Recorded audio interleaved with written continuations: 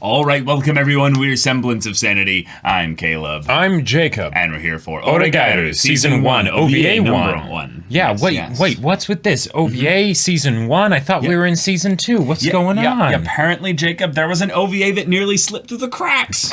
That would have been awful. Yeah. Man. So guys, we're going to be reacting to this OVA before we jump into Season 2. Yep. It was an OVA that we were unaware existed a week ago, so now we're going to be doing this one here. Apologies for those of you that were really excited for the Season 2 premiere reaction. We're going to be doing this OVA first, as it is essentially canon. It's just something that apparently comes from half chapters in the source material. Yeah.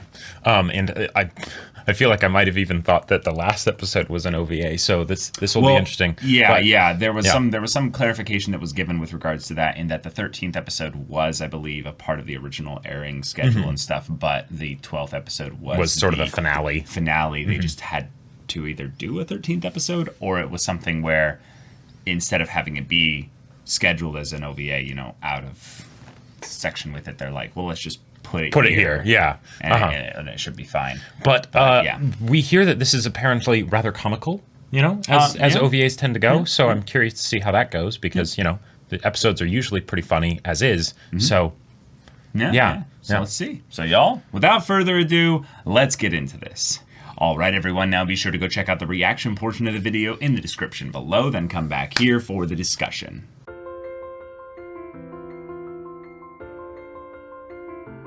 Well, that was hilarious. Marriage, because why not? Oh yeah, definitely. MVP for easily. Sure.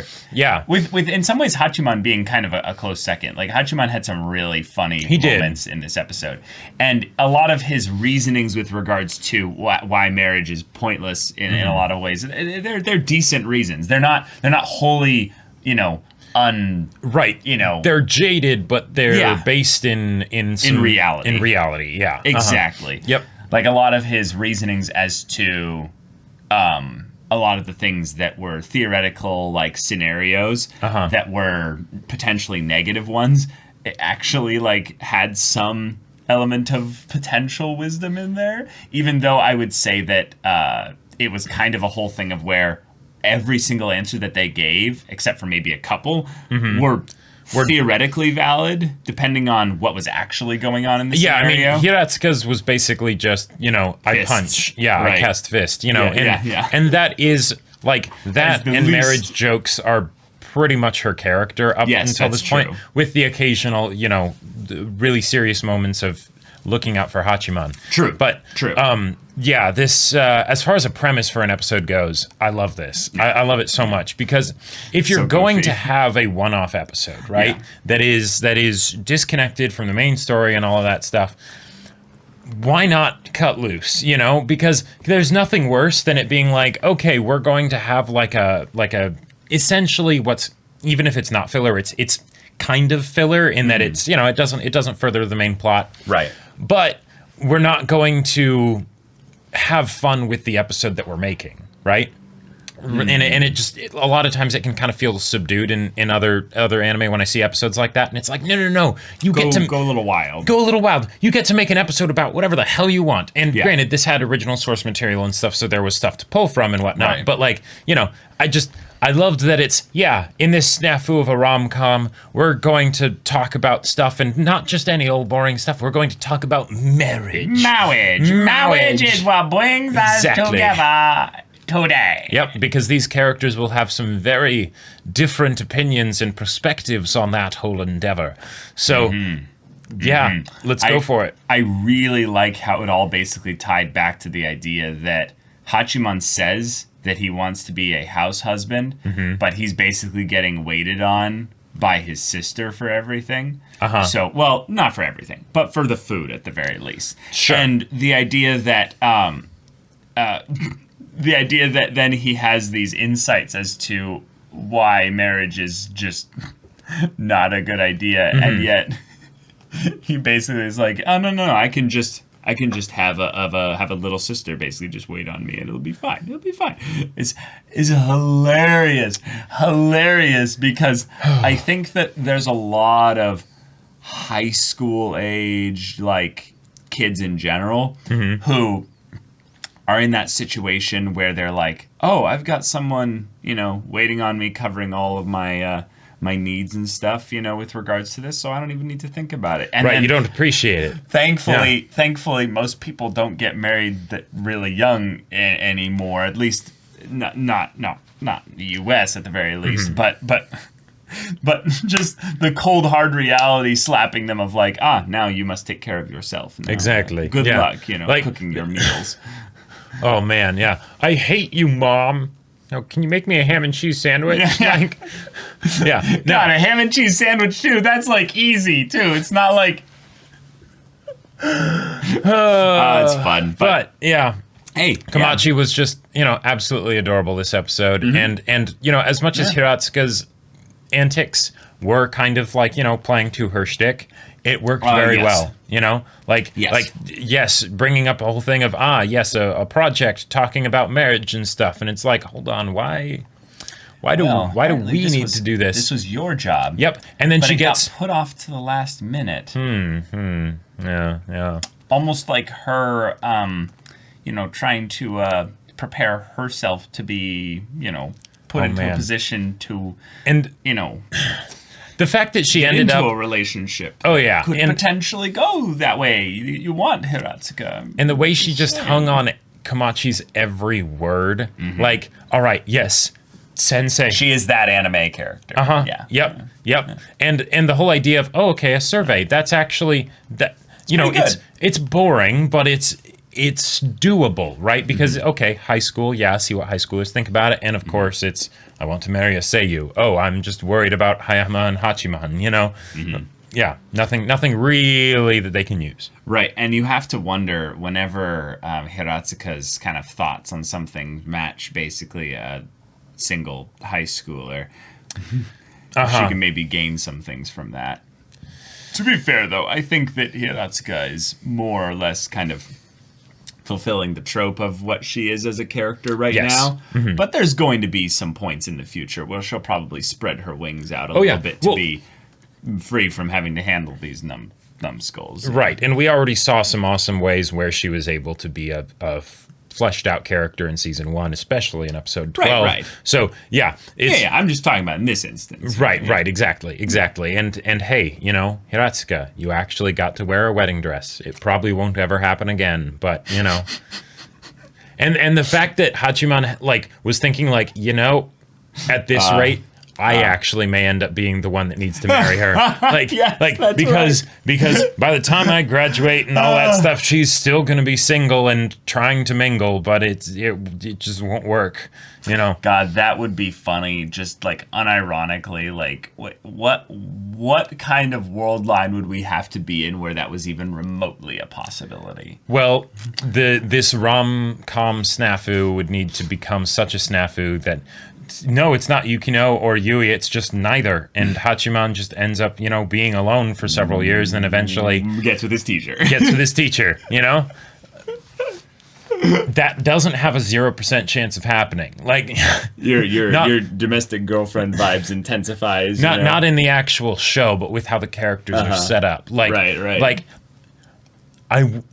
Given how extreme these characters are, if not for the fact that it promises basically that one of these two are going to end up with Hachiman. Yeah, it kind of does. Then I wouldn't be completely surprised by that. Right. The thing that's joked about in the half chapter that's actually a subtle bit of foreshadowing. No, it's the warning, Hachiman. Because do you want to get married to Hiratsuka Sensei? I don't think so. But her cooking.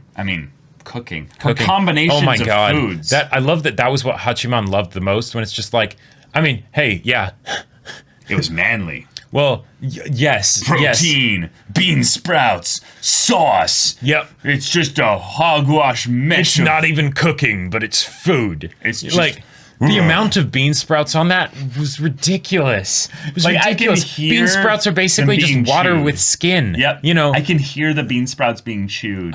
And it hurts my brain to Oh, I love bean sprouts. They help add texture and stuff, but you don't need that many. Not that much. At that point, you might as well just like cook up some onions or something. Like, have flavor. Right, just to have something. See, the worst part about bean sprouts, I'm gonna just go off on bean sprouts here for a second. Well, the is worst that they don't have flavor, really. Like, not really. And then when you bite into them, there's that rind on the outside. That's like the skin of them, basically. Okay. That could theoretically just get stuck in your teeth and stuff, and it's just a bore to eat them. I have no idea. Chew them properly. Like, I have no idea why we're going into bean sprouts in this anime episode discussion, but I will tell you what I hate about bean sprouts is that you can't find them anywhere. I love to put bean sprouts in things. That's true. But basically, at least in the US, there was like a big problem with them and a bunch of recall for bean sprouts and things like that. And you still can't find them unless you want them like actually pickled in a jar. And why would you ever want that? So, yeah. To be fair, it does solve the flavor problem, though. But vinegar. I like vinegar, but no. Anyways, but yeah, this episode was hilarious. Not too much to really discuss, I feel like. Not too much. But yeah, it was fun. It was good fun. I think the way we could make it fun, basically, is if you had to either answer any of the survey questions that they gave, or if you had to basically have your theoretical mate basically based on the questions and how they answered them, kind of a thing. Right. Which of the questionnaire ones they're did you like their answers the most? Personally? I don't know, because I feel like I'm really biased because I just really like you as a character, but separating that. Yeah. I feel like Komachi's answers were probably the best. Like, not always, but on the average. But on average, they were better, which, I mean, that makes sense because Komachi is probably wiser, if not older, than most of the characters in this show. In fact, a lot of them probably put together. Right. So, and then while they're super intelligent, but definitely not that mature characters that tout themselves as, we don't think like normal high schoolers. Oh my God. Yeah, that line. I remember being that arrogant. Like, oh boy. Oh, it's just funny to see it and be like, right, and it's true in a lot of ways, but at the same time, it's like, oh man, like the fact when Hachiman was like, hey, Yui, lend us your totally average brain, we need it for something, and it's like, oh God, like it was great as a joke. I totally get that they like that's a good way to do things, and then after that. Because she's like, I don't like the way you asked that. Then Yukino was like, we need your help, Yui Gahama. And she's like, the okay. timing of that. Right. A little sus. And I just love it because that's the thing that, in character-wise, that's actually a really big deal that Yukino asks Yui for help. Sure. Like, in terms of the character development, this is an OVA that makes sense to have happen after season 1, because this is the kind of thing that Yukino specifically learned from Yui. She's a very proud person, so the fact that she's willing to ask for help like this is important. Yes, and yet it was in the context of like, hold on, Hachiman, that's not how you'd speak to the lower life forms. Well, yeah, within the context that Yukino might have said that exact same thing as Hachiman, but Hachiman said it first and it didn't work, so she's going to say something different. She's now taking advantage of the bad She will adapt, situation. Yep. Yeah, exactly. But Yukino's also quite charismatic, so definitely she knows. And also speaking of charismatic, the whole bit about Hachiman potentially making a cult and then him being like, yes, I am definitely a very charismatic, anti-establishment. What was it? Something like that. Yeah. Right. It was just like, okay, yeah, there you go, trying to turn that insult into some sort of compliment. Like, that was great. But also transition cards. Gotta say, Hiratsuka's transition card. Holy fan service Batman. Holy fan service Batman on almost all of them. But Yui Gahama. Yui's was a ridiculous amount of fan service. Like, I love Yui as a character, but my God, that was a lot. But Hiratsuka's was fantastic. Like, that outfit was really cool. Yes, that was quite badass. A lot of weebs wanted to be stepped on after this was shown. Yeah, not gonna lie. Yeah. But yeah. Fun stuff. You want to see the next episode's reaction, which will be the now actually the first For real episode's this reaction time. for season 2 of Oregairu. Go check out the link in the description below for our Patreon. You can get on early access there. You can watch full-length timer reactions there, and all this comes with Discord access. You can chat with us in the community there about this show, about anime in general, and also be sure to check out our Twitch channel. Yeah, all the info for that's in the description. Yes, if any of that interests you, we'll see it there. But until then, we're Semblance of Sanity. I'm Caleb. I'm Jacob. And we'll see you all next time.